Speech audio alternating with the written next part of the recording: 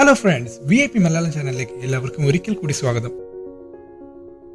നമുക്ക് കിട്ടുന്ന വരുമാനത്തിന്റെ കുറഞ്ഞത് 20% സേവിങ്സ് ആൻഡ് ഇൻവെസ്റ്റ്മെന്റിന് വേണ്ടി മാറ്റിവെക്കണമെന്ന് നമുക്കറിയാം. എന്നാൽ ആ 20% ഫലപ്രദമായ രീതിയിൽ ഇൻവെസ്റ്റ് ചെയ്ത് എങ്ങനെ കൂടുതൽ വരുമാനം ഉണ്ടാക്കുവാനാകും? ഏതൊക്കെ തരത്തിൽ എവിടെയൊക്കെയാണ് ആ 20% സ്പ്ലിറ്റ് ചെയ്ത് കൃത്യമായി ഇൻവെസ്റ്റ് ചെയ്യേണ്ടത് എന്നൊക്കെയുള്ള കാര്യങ്ങൾ നമുക്കൊന്ന് നോക്കാം. ബേസിക് റൂൾ ഓഫ് ബഡ്ജറ്റിംഗിന്റെ 50-30-20 അതിനെപ്പറ്റി നമ്മളൊരു വീഡിയോ ചെയ്തിട്ടുണ്ട്. നമുക്ക് കിട്ടുന്ന വരുമാനത്തെ കൃത്യമായി സ്പ്ലിറ്റ് ചെയ്ത് എങ്ങനെയൊക്കെ വിനിയോഗിക്കാം, ഏത് രീതിയിൽ സേവിങ്സ് ആൻഡ് ഇൻവെസ്റ്റ്മെന്റ് പോർഷൻ വർദ്ധിപ്പിക്കാം എന്നുള്ള കാര്യങ്ങളൊക്കെ വളരെ വ്യക്തമായി തന്നെ ആ വീഡിയോയിൽ പറഞ്ഞിട്ടുണ്ട്. ആ വീഡിയോ നിങ്ങൾ എല്ലാവരും തീർച്ചയായും കാണണം. അതിന്റെ ലിങ്ക് താഴെ ഡിസ്ക്രിപ്ഷൻ ബോക്സിലുണ്ട്. നമ്മുടെ സേവിങ്സ് ആൻഡ് ഇൻവെസ്റ്റ്മെന്റിന് വേണ്ടിയുള്ള 20% നമ്മൾ കൃത്യമായും ഇൻവെസ്റ്റ് ചെയ്യേണ്ടത് 3 കാറ്റഗറിയിലായിട്ടാണ്: equity, safe bond, bank fixed deposits. ഇതിൽ ബാങ്ക് ഫിക്സഡ് ഡെപ്പോസിറ്റിനെ നമുക്ക് എമർജൻസി ഫണ്ട് എന്ന രൂപത്തിൽ ആശ്രയിക്കാവുന്നതാണ്. ഇതിനു കാരണം ഈ 3 കാറ്റഗറിയിലും വളരെ എളുപ്പത്തിൽ ലിക്വിഡേറ്റ് ചെയ്യാൻ പറ്റുന്നത് ബാങ്ക് ഫിക്സഡ് ഡെപ്പോസിറ്റ് ആണ് എന്നുള്ളതാണ്. ഈ 3 കാറ്റഗറിയിൽ എത്ര രൂപ ഏതൊക്കെ കാറ്റഗറിയിൽ ഇൻവെസ്റ്റ് ചെയ്യണം എന്നുള്ളതാണ് നമ്മുടെ മനസ്സിൽ വരുന്ന അടുത്ത ചോദ്യം. അതിനുള്ള ഉത്തരം വളരെ സിമ്പിളാണ്. ബേസിക് റൂൾ ഓഫ് ബഡ്ജറ്റിങ്ങിനെ പോലെ തന്നെ ഇൻവെസ്റ്റ്മെന്റിനും ഒരു തമ്പ് റൂളുണ്ട്. ഇത് പറയുന്നത് 100-ൽ നിന്നും നമ്മുടെ പ്രായം കുറയ്ക്കുക. അപ്പോൾ എന്താണോ കിട്ടുന്നത് അത് നമ്മൾ ഇക്വിറ്റിയിൽ അഥവാ കമ്പനികളുടെ ഷെയർസിൽ ഇൻവെസ്റ്റ് ചെയ്യുന്നു. ബാക്കി വരുന്ന എത്ര ശതമാനമാണോ അതിനെ തുല്യമായി ഡിവൈഡ് ചെയ്ത് സേഫ് ബോണ്ടിലും അതുപോലെ തന്നെ ബാക്കി പകുതി ബാങ്ക് ഡെപ്പോസിറ്റ്സിലും ഇൻവെസ്റ്റ് ചെയ്യുന്നു. അതായത് ഉദാഹരണത്തിന് 30 വയസ്സുള്ള ഒരു വ്യക്തിക്ക് 70% ഇക്വിറ്റി അഥവാ ഷെയർ മാർക്കറ്റിൽ കമ്പനികളുടെ ഷെയർസിലും ബാക്കി വരുന്ന 30% തുല്യമായി ഡിവൈഡ് ചെയ്യുമ്പോൾ കിട്ടുന്ന 15% വീതം സേഫ് ബോണ്ടിലും ബാങ്ക് ഡെപ്പോസിറ്റിലും ഇൻവെസ്റ്റ് ചെയ്യാവുന്നതാണ്. ഇനി നമ്മൾ നമ്മുടെ സേവിങ്സിന്റെ ഭൂരിഭാഗവും ഇൻവെസ്റ്റ് ചെയ്യുന്ന ഇക്വിറ്റി അഥവാ ഷെയർസിൽ ഇൻവെസ്റ്റ് ചെയ്യുമ്പോൾ പ്രധാനമായും ശ്രദ്ധിക്കേണ്ട കാര്യങ്ങൾ എന്തൊക്കെയാണെന്നുള്ളത് നോക്കാം. സ്റ്റോക്ക് മാർക്കറ്റിൽ പ്രധാനമായും 2 തരത്തിലുള്ള ഇൻവെസ്റ്റ്മെന്റ്സ് ആണുള്ളത്: long term and short term.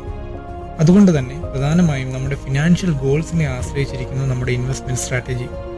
ആദ്യം തന്നെ നമ്മൾ നമ്മുടെ ഫിനാൻഷ്യൽ ഗോൾ ഐഡന്റിഫൈ ചെയ്ത് സെറ്റ് ചെയ്യുക. അതിനുശേഷം ലോങ് ടേം ഇൻവെസ്റ്റിംഗ് ആണോ ഷോർട്ട് ടേം ഇൻവെസ്റ്റിംഗ് ആണോ നമ്മെ നമ്മുടെ ഗോളുകൾ അച്ചീവ് ചെയ്യാൻ സഹായിക്കുന്നത് എന്ന് മനസ്സിലാക്കുക. ഇതിൽ വെൽത്ത് ക്രിയേഷന് ഏറ്റവും അധികം സഹായകരമാകുന്നത് ലോങ് ടേം ഇൻവെസ്റ്റിംഗ് ആണ്. ലോങ് ടേം ഇൻവെസ്റ്റിംഗിൽ തന്നെ ഏറ്റവും അധികം ഫലപ്രദമായിട്ടുള്ള സ്ട്രാറ്റജി എന്ന് പറയുന്നത് വാല്യൂ ഇൻവെസ്റ്റിംഗ് തന്നെയാണ്.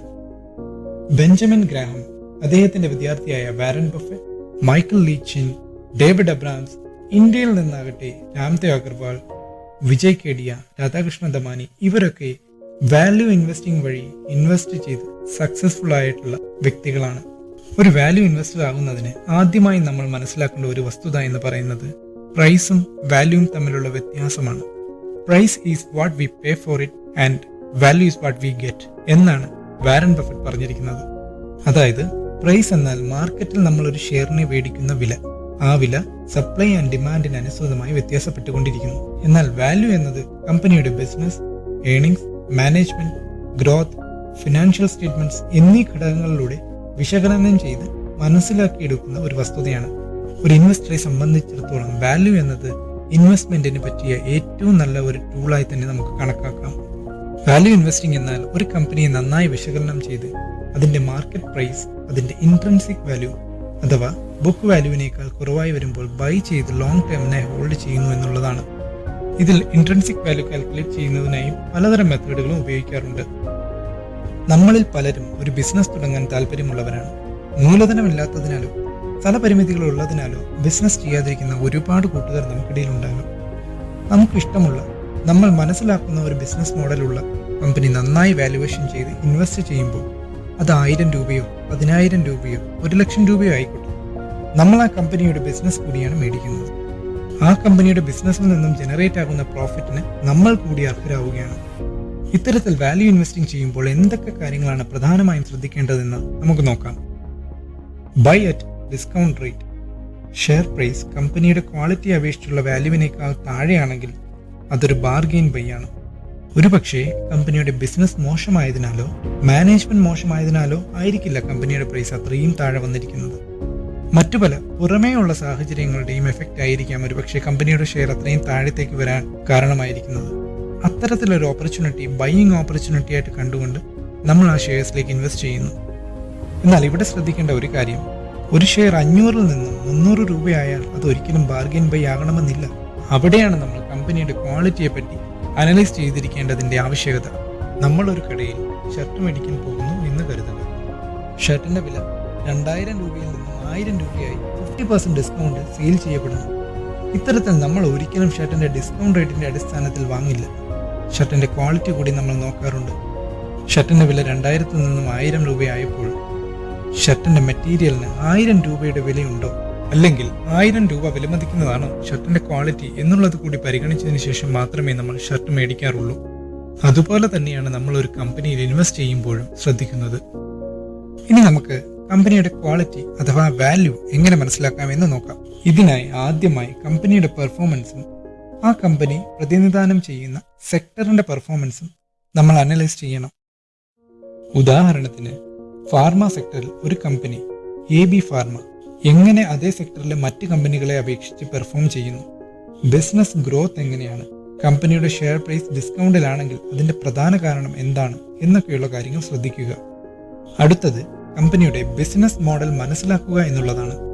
ഇതിനായി കമ്പനിയുടെ ബിസിനസ് എന്താണ്, കമ്പനിയുടെ മെയിൻ പ്രോഡക്ട്സ് എന്തൊക്കെയാണ്, കമ്പനിയുടെ പ്രോഡക്ട്സ് മാർക്കറ്റിൽ എത്രമാത്രം ഫെമിലിയർ ആണ്, കമ്പനിയുടെ ബിസിനസ്സിന് എന്തെങ്കിലും നിയമപരമായ പ്രശ്നങ്ങളുണ്ടോ, ഫ്യൂച്ചറിൽ കമ്പനിയുടെ ബിസിനസ് പ്ലാൻ എന്താണ്, കമ്പനി അതിന്റെ പ്ലാൻസിന്റെ ഫുൾ യൂട്ടിലൈസേഷൻ ചെയ്യാറുണ്ടോ എന്നിങ്ങനെയൊക്കെയുള്ള കാര്യങ്ങൾ നമ്മൾ ശ്രദ്ധിക്കണം. അടുത്തതായി മനസ്സിലാക്കേണ്ടത് കമ്പനിയുടെ മാനേജ്മെന്റിനെയാണ്. ഇവിടെ കമ്പനിയുടെ ഓണേഴ്സിന്റെ ക്വാളിറ്റീസ് ആണ് നമ്മൾ ചെക്ക് ചെയ്യുന്നത്. കമ്പനി മാനേജ്മെന്റ് സത്യസന്ധരാണോ, ഹാർഡ് വർക്കിംഗ് ആണോ, അവരുടെ സാലറി എത്രയാണ്, അതായത് കമ്പനിയുടെ ടോപ്പ് മോസ്റ്റ് ഒഫീഷ്യലിന് ഡ്രോ ചെയ്യാവുന്ന സാലറിക്ക് ലിമിറ്റ് നിശ്ചയിച്ചിട്ടുണ്ട്, അവരുടെ സാലറി അതിന് മുകളിലേക്കാണ്, അതുപോലെ തന്നെ ഷെയർ ഹോൾഡേഴ്സിന് അർഹിച്ച റിട്ടേൺ അവർ കൊടുക്കുന്നുണ്ടോ എന്നിങ്ങനെയുള്ള കാര്യങ്ങൾ നമ്മൾ ഇതിൽ പരിശോധിക്കണം. അടുത്തത് വളരെയധികം പ്രാധാന്യം അർഹിക്കുന്ന കമ്പനിയുടെ വാല്യുവേഷനാണ്. വാല്യുവേഷന് പ്രധാനമായും 3 മെത്തേഡ്സ് ആണ് ഉപയോഗിക്കാറുള്ളത്: earning capitalisation method, dividend capitalisation method, fair value method. അതോടൊപ്പം തന്നെ ഇതിൽ പ്രധാനമായും കമ്പനിയുടെ financial ratios analysis, balance sheet analysis, profit and loss statement analysis, annual report analysis എന്നിങ്ങനെയുള്ള കമ്പനിയുടെ സാമ്പത്തികപരമായ വ്യവഹാരങ്ങളെ അനലൈസ് ചെയ്യുന്നു. ഇത്രയും കാര്യങ്ങളാണ് പ്രധാനമായും വാല്യൂ ഇൻവെസ്റ്റിംഗ് മോഡലിൽ നമ്മൾ ശ്രദ്ധിക്കേണ്ടത്. ഇതിൽ ഓരോ സെക്ഷനെ പറ്റിയും നല്ല രീതിയിൽ അറിയേണ്ടതും വളരെ അത്യാവശ്യം തന്നെയാണ്. വാല്യൂ ഇൻവെസ്റ്റിംഗിന്റെ ഓരോ സെക്ഷനും സ്റ്റെപ്പ് ബൈ സ്റ്റെപ്പായി ഒരു കമ്പനിയുടെ ഉദാഹരണത്തോടു കൂടി വരും ദിവസങ്ങളിൽ വീഡിയോ അപ്ലോഡ് ചെയ്യുന്നതായിരിക്കും. ഈ വീഡിയോ ഇഷ്ടമായെങ്കിൽ ലൈക്ക് ചെയ്യുക, ഫ്രണ്ട്സിനും ഷെയർ ചെയ്യുക. ഇൻവെസ്റ്റ്മെന്റ് ആൻഡ് സേവിങ്സ് റിലേറ്റഡ് ആയിട്ടുള്ള വീഡിയോസിനായി ഈ ചാനൽ സബ്സ്ക്രൈബ് ചെയ്യുക. അതോടൊപ്പം തന്നെ പുതിയ വീഡിയോസിന്റെ നോട്ടിഫിക്കേഷൻസ് ലഭിക്കുന്നതിനായി ബെൽ ഐക്കണും ക്ലിക്ക് ചെയ്യുക. അപ്പോൾ നമ്മുടെ അടുത്ത വീഡിയോ ഉടനെ അപ്ലോഡ് ചെയ്യുന്നതായിരിക്കും.